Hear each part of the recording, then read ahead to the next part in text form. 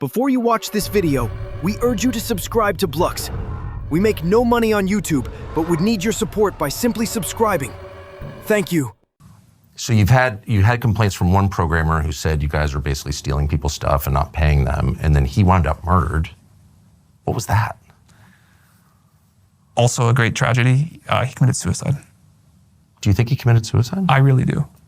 Have you looked? This was like a friend of mine. This is like a guy that, and not a close friend, but this is someone that worked at OpenAI for a very long time.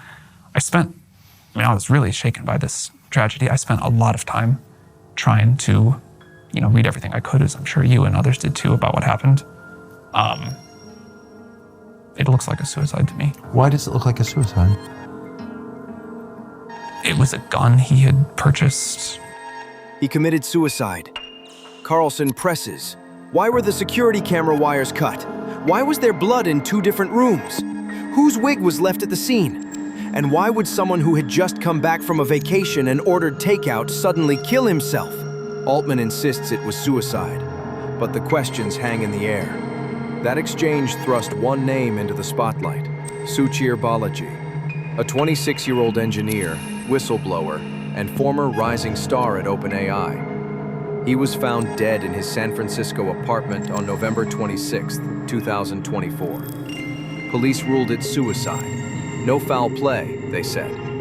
But here at Blux, we looked closer at the facts. Balaji joined OpenAI as an intern in 2018, later becoming a key contributor to projects like WebGPT and GPT-4. His colleague John Schulman called him essential, praising his ability to find elegant solutions.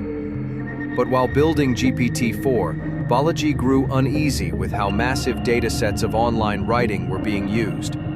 He questioned whether scraping copyrighted content to train AI, then competing with creators, was legal or ethical. By 2024, he had had enough. He resigned in August and spoke out. In October, the New York Times profiled him as a whistleblower. Balaji told reporters he would try to testify in lawsuits against OpenAI, calling the Times' case the most serious. On November 18th, Times lawyers formally named him as someone with unique and relevant documents. Other authors' lawsuits also sought his records.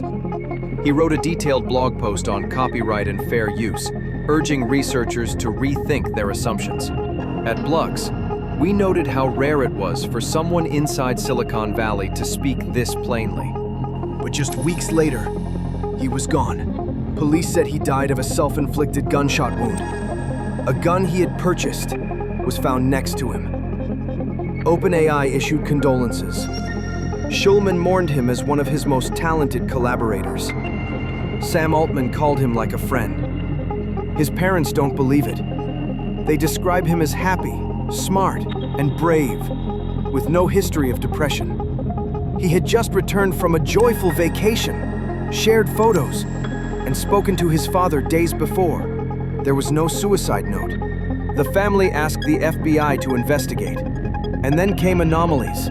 Security camera wires cut, blood in 2 rooms, and a wig found in the apartment that didn't belong to him. Carlson raised them on air.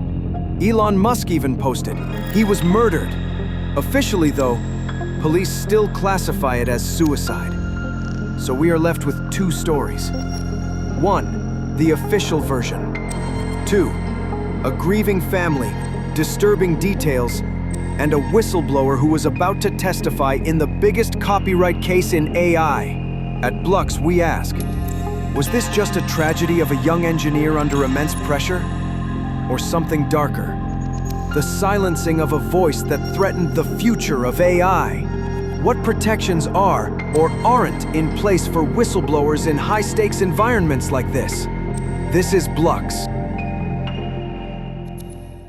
If you like truthful news and wonderful facts, subscribe to Blux News. We're independent and place us somewhere between CNN and Fox. Simply the truth.